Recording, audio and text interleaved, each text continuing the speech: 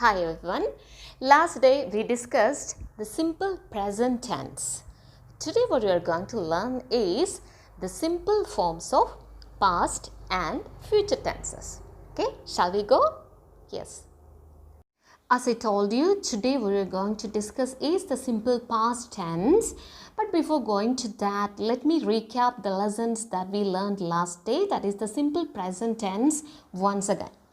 Okay, as I told you, the important rule that regarded to simple present tense is the subject-verb agreement.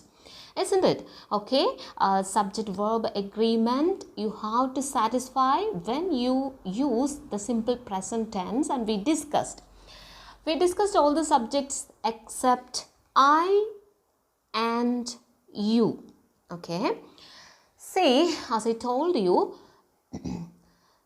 according to the subject-verb agreement, when the subject is singular, verb to should be in its singular form, and when the subject is plural, verb should be also in its plural form. We discussed almost all the subjects except I and you. See, there is an exception in the case of the subject I. Okay, as you know, you too is different. You is both used as a singular and plural subject. Okay, when the person whom you talk to is a singular person, you can address him as a singular subject. The person to whom you are talking is a singular subject. Okay, and when more than one person is there, the subject is plural. So you can be singular or plural. But in the case of subject-verb agreement, you should consider you as a plural subject. Okay, you should be taken or considered as a plural subject. Okay, so that verb should also agree with that. Verb should be also in its plural form. Just like you play well. Okay, see here you is considered as a plural subject. Okay, so the verb to is used in its plural form. That's why you play well.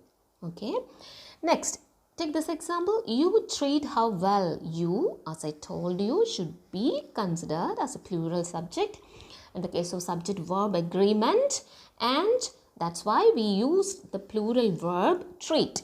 Okay, you treat her well. Okay, got it? So that is it.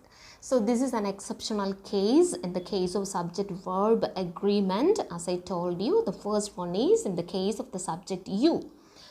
That is, you should be considered as a plural subject. Is it clear? And the next one in the case of I too is entirely different.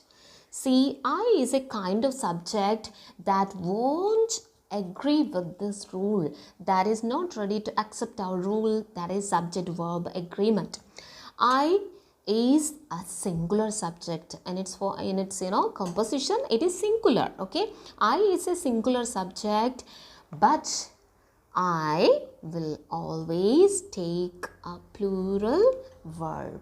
I will only take a plural verb. That is an exception to our rule subject-verb agreement. So that you should take care of it very much. That is, the subject I is singular, but it will take only a plural verb. That's why I love music. Okay, it's not used I loves, but I love. Okay, I is singular, but it only will take a plural verb. That's why I love music is used. Here again, I know your plan. Okay, so I is singular, but the verb here what is used is plural. Okay, so that's why I know your plan instead of I knows. Okay, this rule should be very much taken care. Okay, so I and you should always consider as a plural subject, and in the case of I, even though it is singular, it will take only a plural verb. So this is an exception to our rule, subject-verb agreement. Whenever you use the simple present tense, you should take care of it very much. Okay?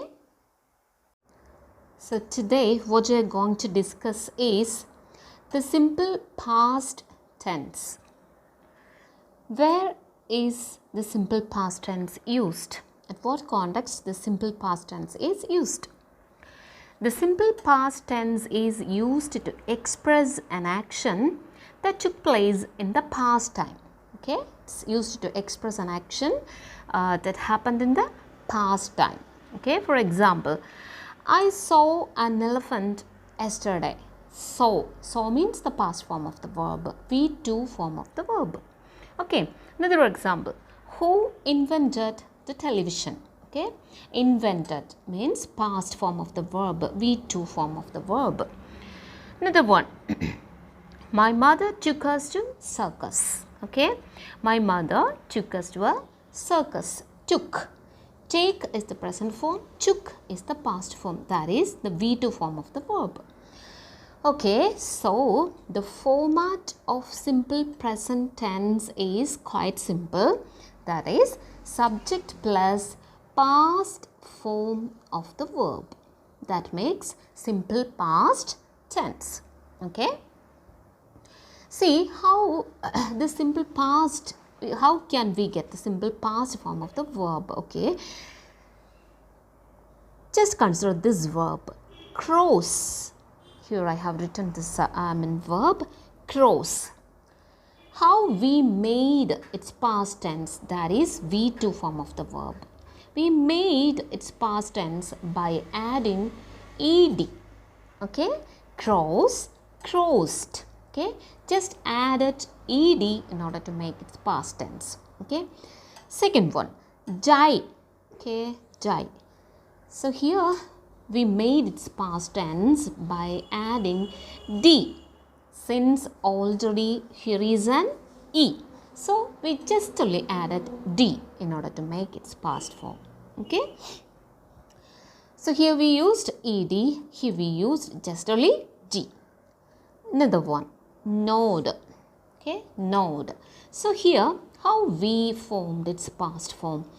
We doubled the letter, no? We doubled the letter D. So here you can see two D's are there, no? Doubled. Plus we added ed. Okay, thus we formed its past form. What we have done here, we doubled the last letter and after that we added ed along with that. Okay, so next one, carry. Okay, carry. So here you added, see this word ends with the y. Okay, whenever the verb ends with y, usually we make it IED. Okay, IED. Y is replaced by I and we added ed here. Okay, that's it. So carry, carried. Next one, bend, B-E-N-D, bend. So how we have made its past tense here? See, this D is replaced by T. Okay, by adding T, we made its past tense.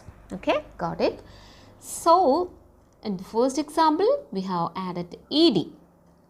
We added ed. Next example, we added simply D. In this example, we added T. Okay, so that these verbs are known as weak verbs. Weak verbs. So, what's meant by weak verbs? Weak verbs means that will make its past tense, from its present, it will make its past tense by adding ed, d or t. Okay, so that these verbs are known as weak verbs. Weak verbs means we can make the past form of these verbs by adding ed, d or t at the end. Okay, so these verbs are known as weak verbs. Okay, one more classification is there are strong verbs.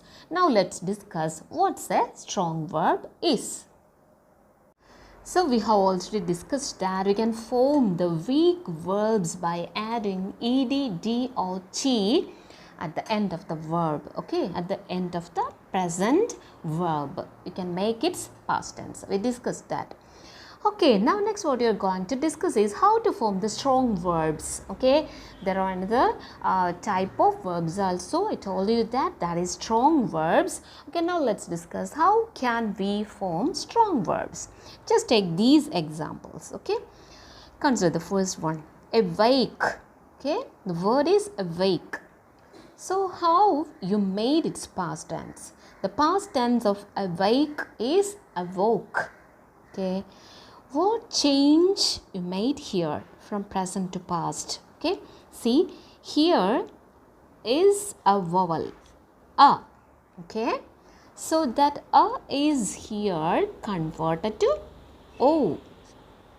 Okay, so here we made its past tense by changing a vowel, especially an inside vowel. Okay, we changed an inside vowel. Okay, we didn't add ed or d or t at the end of the word, but what simply we have done is we changed an inside vowel.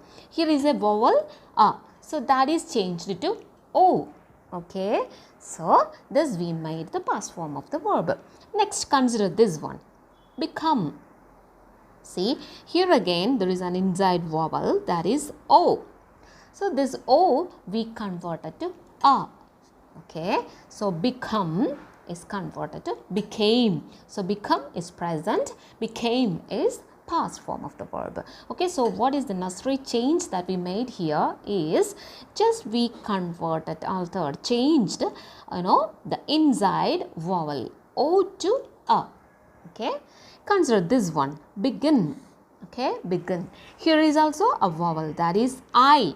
See, in the past tense this I is converted to a. Okay, so begin is converted to began. Begin is present form, began is the past form. See, the inside vowel, that is I, is converted to a here. Okay, so that's a change. Take this last example, that is rise. So here again, here is an inside vowel I. I. So this I is converted to O here. Okay, so rise is the present form, the past form, that is the V2 form is rose. Okay, here again we changed an inside vowel I to O. Okay, that is it. So these verbs are known as strong verbs. So what do you mean by strong verbs? Strong verbs, we can make its past tense by changing an inside vowel. Okay, so that is it. So these verbs are known as strong verbs. So weak verb means we can make the past form of the verb by adding ed, d or t. Whereas in the case of strong verbs, we can make its past tense by changing an inside vowel. Okay. Next, what we're going to discuss is the simple future tense. Simple future tense refers a future event or a coming event. Okay, simple future tense refers an event in the future, that is a coming event. For example, I will go to the park tomorrow. The term tomorrow itself just gives you an idea that it's a future event. Okay, I'll go to the park tomorrow. It is a coming event, a future event. Next, to express promises. Okay, for example, you're telling to someone like this, I will guide you. That's a promise, isn't it? So in the future, tomorrow or day after tomorrow or a week later or a month later. Okay, so it can happen at any future time. Okay, that is it. So when you have to express a promise, you can use simple future tense. I will guide you as a promise. Next one, to make quick decisions, you can use simple future tense. Okay, in order to make a quick decision. For example, someone is telling you, Dad, I'm in trouble. Okay, someone is telling, your friend is telling to you, Dad, I'm in trouble. Okay, all of a sudden you respond like this, I'll help you. Okay, so to make a quick decision like this, you can use simple future tense. Okay, so simple future tense refers a future event.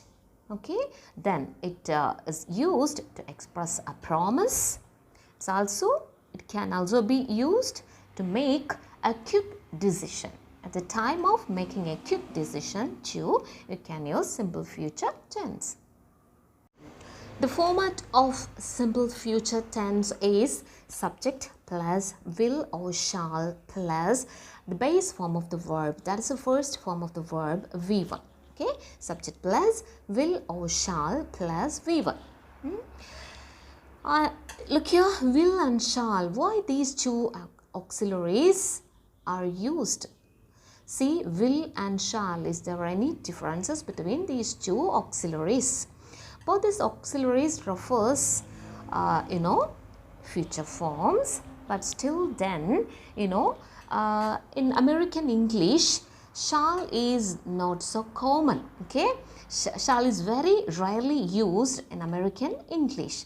In British English, to shall is not so common. Okay, so in modern English we use only will. Shall has been rarely used. Okay, that's it.